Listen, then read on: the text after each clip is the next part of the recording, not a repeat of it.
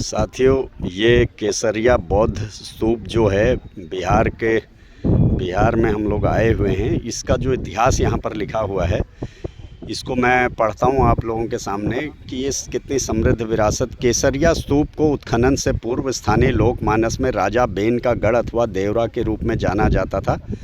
राजा Ben का उल्लेख पौराणिक आख्यानों में है। ऐसा माना जाता है कि यह स्तूप उस स्थान पर बना है जहाँ बुद्ध ने अपना भिक्षा पात्र उन अनुयायी भिक्षुओं शिष्यों को दिया था।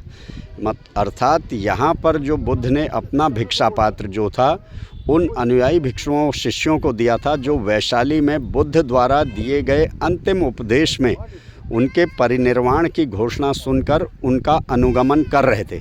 जब तथागत बुद्ध ने अपने परिनिर्वाण की घोषणा कर दी थी और अपना अंतिम उपदेश दिया था, उस समय जो शिष्य उनके साथ थे, तो इस स्थान पर कह रहे हैं कि बुद्ध ने अपना जो भिक्षा पात्र उन अनुयायी अपने भिक्षुओं को दिया। सर्वप्रथम मैकेंजी ने, ये देखिए कितनी बड़ी बात है, हजारों साल बाद सन 1814 तथा एलेक्जेंडर कनिंघम ने सन 1861 द्वारा अन्वेषित, कितना बड़ा योगदान है इन लोगों का कि जिन्होंने इसको एक फिर से इसकी खोज करके दी। अन्वेषित इस स्तूप का उत्खनन सन 1898 में, पहले सन 1814 में मैकेंजी ने तथा 1861 में एलेक्जेंडर कनिंघम ने इसको खोज के दिया। फिर 98 में भारतीय पुरातत्व सर्वेक्षण के पटना अंचल द्वारा इसका उत्खनन प्रारंभ किया गया। इसके बाद भारतीय पुरातत्व सर्वेक्षण की उत्खनन शाखा 3 द्वारा सन 2018 में और 2024 में पटना अंचल द्वारा इस कार्य को आगे बढ़ाया गया।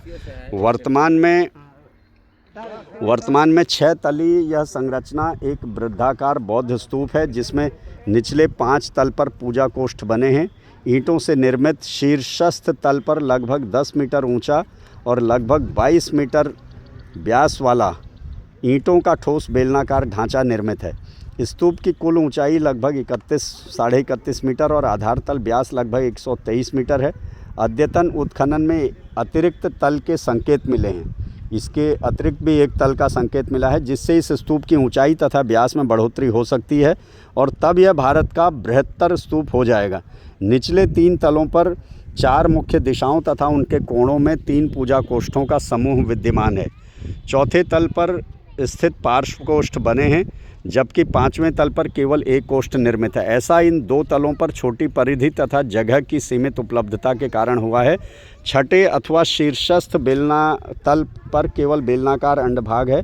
पूजा कोष्ठों के समूह के बीच बहुभुजी संरचना का स्थापत्य अलंकरण है, जो पश्चिम चंपारण के लौरिया नंदनगढ़ स्तूप से तुलनीय है। प्रत्येक तल अपनी ऊपरी तल से सीढ़ियों द्वारा जुड़ा है।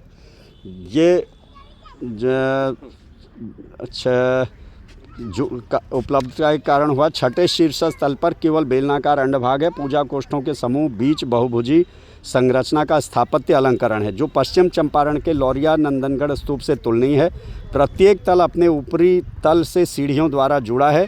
ये सीढ़ियाँ बहुभुजी आकृतियों के बीच अलग अलग स्थानों पर छिपी हैं। संभवतः सभी कक्षों में बुद्ध की मूर्ति प्रतिस्थापित थी। अब ये देखिए बड़ी गौर करने की बात है, संभवतः सभी कक्षों में बुद्ध की मूर्ति प्रतिस्थापित थी, परंतु अब यह केवल कुछ कक्षों में ही टूटी अवस्था में परिलक्षित है।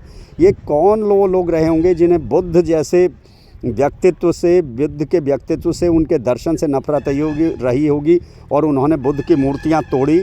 तो बुद्ध की संभवतः सभी ये मूर्तियाँ कक्षों की पिछली दीवार से सटे चबूतरे पर बनी हैं। कुछ कक्षों की पार्श्व दीवारों पर भी बुद्ध की मूर्तियाँ मिली हैं, यद्यपि ये अत्यंत जीर्ण शीर्ण अवस्था में हैं, उनको भी तोड़ा गया। ये मूर्तियाँ मिट्टी, चूना एवं ईंटों के छोटे टुकड़ों तथा चूर्ण से बनी हैं, जिस पर गज प्लास्तर किया गया है। कभी कभी इन पर लाल रंग का लेप चढ़ाया गया।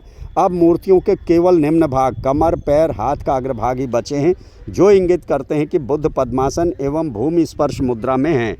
इस स्तूप का निर्माण 2 कालखंडों में हुआ है। मूलतः शुंग कुषाण काल में निर्मित स्तूप का विस्तार गुप्त काल 5वीं-6वीं शताब्दी में किया गया था।